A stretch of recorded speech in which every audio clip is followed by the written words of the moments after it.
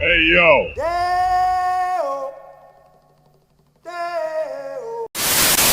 Hey guys, welcome to a brand new episode of ScamAlert. If you're new here, I make all different kinds of videos with regards to scams, whether it's scam baiting videos where I try to waste as much of a scammer's time as possible while making it entertaining for you. I also make educational videos where I show you how different types of scams work and what you can do to avoid them. And last but not least, I make parody videos, which sometimes include skits or rap songs about some of my favorite scam baiters. If you're new here and you like what I'm doing on the channel, please consider hitting that subscribe button.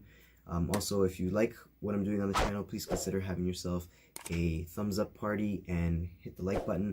And last but not least, please make sure that you share this video if you find it useful with someone that you care about. A lot has happened in the last couple of weeks since I've wanted to make this video. I've been under the weather, I feel like death, and so I haven't been able to get the video out to you guys, so I'm very sorry for that. But it's here now, and the most important thing for me is that I share this information with you guys. If you own a cell phone, this is going to be very, very important to you. There is a scam that's been around for a while, but as of late it's had a resurgence, and I'm going to cover what to look for with this scam. It deals with your cell phone, so just be very, very, very aware with what I'm about to share with you guys. I'm also going to be covering the BBC story that came out, obviously with Jim Browning and Karl Rock, and kind of what's happened since that video came out. So let's get right into how this cell phone scam is going to affect you. If you've been following me and other scam baiters, you know that scammers are everywhere. From email to your cell phone, to SSA, to CRA, to Service Canada, to IRS, to Microsoft, Amazon. I mean, they're everywhere, everywhere, everywhere. We now have to worry about scammers inside our phones, specifically our SIM cards and having our cell phone ported without our knowledge. Port out scams and SIM hijackings are where scammers steal your phone number and use your phone number to get a hold of your personal information. But how? How do they do this? It's easier than you might think. But first, I'm going to go over the differences between the two. With port out scams, once a scammer has your account information pretending to be you, they will take that information to a different carrier and have them port your number. Porting is what you do when you want to switch carriers but want to keep your number. But in this case, a scammer would do it without your knowledge. With SIM hijacking, a scammer will take your account information, request a new SIM card, then take control of your account with a new SIM card, gaining control of everything like your incoming calls, your texts, and anything else you might have on your account. So why would someone want to take control of your account and phone number, and how does it benefit them? Well, ever since two-factor authentication came out, scammers need your cell phone number in order for them to be able to get into your personal accounts, like your Gmail account, for example. When Gmail notices a new login from a new computer, they'll send you a text message in verification code to log in. If a scammer has your phone number, they'll get the verification code, then boom, they've got access to your account. This is horrible because once someone has access to your email account, they have access to bank account information and other sensitive material. So how are cell phone carriers trying to prevent this fraud and scammers from being successful? Well, there's a few forms of two-factor authentication that they have as well in the form of PINs. I'm going to give you 5 things you can do in order to protect yourself from this happening. One of the first things you should do after you finish watching this video is contact your provider and ask them to create a PIN to protect your account. This is one step you can take to help protect yourself, but there are more steps that you need to take. Don't connect your cell phone to accounts. Now, if you need to connect a number, use Google Voice or another VoIP number that can't be stolen. Another thing you can do is use obscure answers for security questions.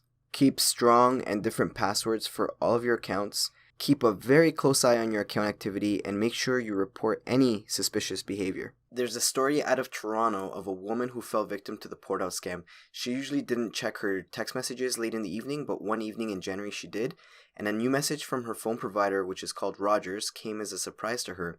She said she had to read it twice.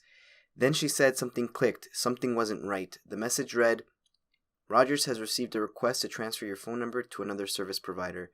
If you did not authorize, contact Rogers urgently," and went on to provide a toll-free telephone number. Following those instructions on the text, she immediately called Rogers to tell the company she hadn't placed an order. She says she waited on hold for 24 minutes before her line died. That's when she realized, oh crap, there's no phone service. At that moment, her number had been switched. A scammer, with the unintended aid of her phone company, had seized her number.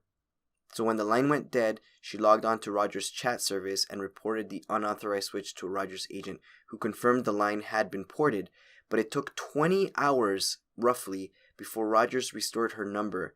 She said she had to call the company a second time to remind them. So that might be the case. If that ever happens to you, you might take a long time before your cell phone provider gets back to you. In that time period, she said the scammers were able to use her phone account to change her email passwords and access her banking information. A credit card company reported an unauthorized $700 purchase. And at one point, she said that she was attempting to restore an email account while the scammer was also using it and looting her personal information. She said it was the creepiest thing. She is one of a growing number of Canadians to fall victim to this kind of scam. One Canada's wireless industry says that it's trying to wrestle with. Now, if you recall in one of my earlier episodes of ScamAlert, I talked to you guys a little bit about the text message scams with regards to Netflix and with regards to FedEx, UPS, etc., etc.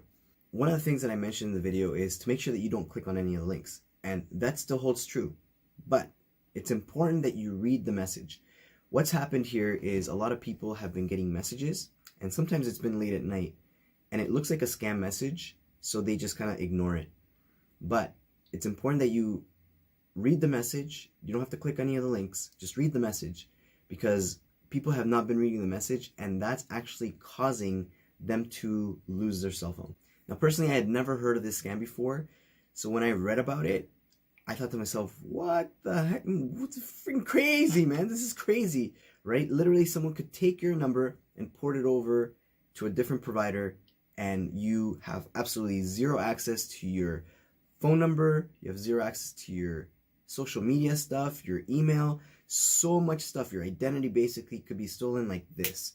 So it's very important, guys, that read your text messages. I know it sounds crazy. Look at these people are saying they only had a 10-minute window to be able to read their text messages. So it's very important that you make sure that you contact your provider, set up a PIN, set up a specific word, set up something where there's no way that the number can be ported unless you specifically authorize it via voice or, phone call or something. Make sure that you protect yourself that way, guys. Hey, what's going on, guys? It's HeyO here. I am at a local Walmart, and I'm walking around asking some of the workers here if they know where I can get some gift cards to pay back taxes on, and we're going to see what kind of response they get. Hopefully, I'm not going to show their faces clearly. I'm just going to kind of keep it down and show you guys the audio, but hopefully they're trained to explain to people that that's not possible for you to do. So anyways, let's go. Gift card section is? Gift card section, mate. I have. Sorry, go ahead. Sorry, just got a call about for them to pay like taxes or something. Okay, so all the gift cards they should be on a display at the front or at each till. Okay. Okay. Thank you. Hi. Hi. Sorry, do you work at Walmart itself or just the pharmacy? Pharmacy, but let me see if I can help. Okay. Yeah, I was just wondering if you know where I can find gift cards. Just because I got a call about owing taxes or something, and I have to pay the gift card or something. So. Oh, did you verify that with the CRA itself? Well, they said they were from the CRA, so. Oh, yeah, because there's a lot of calls. You better verify with the CRA because they usually ask for gift cards. Yeah. So the CRA does, or? No, they don't usually. It's in the news, so they don't usually ask for gift cards. Okay. But if you're still looking for gift cards, they have a section in the till near the till, so just straight down in the till there. Just straight down, not in the central out. If you can still find it, you can ask somebody else, but I would advise you to double check because they don't usually convert to gift cards. They don't usually ask for gift cards. They have a friend who's working in CRA, so I asked, they never. Oh, interesting. Yeah, they told me I owed like $3,000 something in back taxes, and that's that. Maybe verify with the police first. That Oh, would. really?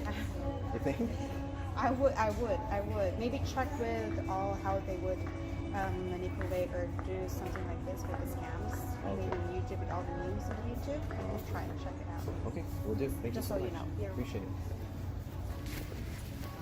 That's good. Excuse me. Hi, you work here, right? No, I work No. for Hallmark. Oh, gotcha. Okay, no worries. Is there anything I maybe can No, try? I was just gonna ask you if you knew where the gift cards were, just because I owe some taxes and stuff, and I was told I have to pay for gift cards. So, No, I don't think they have that kind here. But I would ask at the service desk. okay. Okay. Thank you. You're welcome. Hi. I was wondering if you could help me out. I'm looking for gift cards. For which, for any particular I think they said either Steam, Google Play, or Apple. It's like our employee taxes or something. They're like that, so right they in don't front have of the cashiers. There's a big display. You have all the gift cards. Okay, and those work perfectly to pay off taxes and stuff like that too. I'm not sure if they tax. When I put it through, I haven't seen tax come up, but they're all up. No, I mean, is it good to pay taxes on?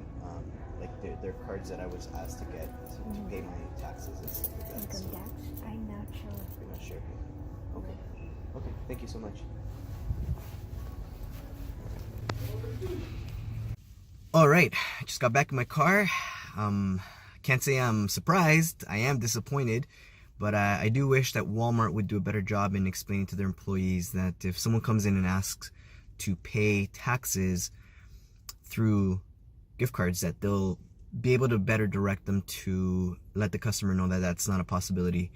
I had one lady of all the people there tell me that it wasn't possible. She doesn't even really work at Walmart itself. She's not on the sales floor. She actually works at the pharmacy, which was crazy. But anyways, guys, I'm going to keep doing this. Hopefully we can let Walmart know they need to do a little bit of a better job in training their employees with regards to the Service Canada and the CRA scam. So just want to let you guys know. So I guess the big news this past week was the fact that Jim Browning and Karl Rock had posted videos about what had happened in them getting into the CCTV footage of a call center in India where you could literally see these scammers making calls, talking to victims, talking to Jim Browning specifically. When he asked the guy to look up a restaurant in San Jose and then told him not to Google it while the guy's Googling it. It's crazy. Now, since then, guys, I'm talking within hours, within a day, the police in India got a little task force together and boom, went and raided the call center, and then they raided the guy who owns the call center's home, right? Now they've since confessed to what's happened. You know, I just want to say thank you so much to Jim Browning. You know, I know a lot of people who watch your stuff believe that it's incredible what you do, how you're able to teach people how these scammers do what they do and what to look out for. I think it's incredible what you do, and I think I speak on behalf of a lot of us when I say thank you so much for what you do. Karl Rock, you live in India, man. That's awesome. And the fact that you're able to expose scammers while living in India, that's incredible to me, man. So keep up the great work, guys. We really, really do appreciate it. I know there's a lot of people behind the scenes and stuff that are doing lots of things to help. And I just wanted to tell you guys, I appreciate you guys. You know, let's keep calling scammers. Let's keep keeping them busy so that they can outcall more victims. And I do appreciate every single one of you. I hope to be better next week where I don't feel so groggy and I can bring you another episode of ScamAlert. Thank you so much for watching, guys, and I will see you next time. Peace! Why you have done such a thing? Are you mad? Why you have done such a thing? Why you have done such a thing? Why you have done such a thing? www dot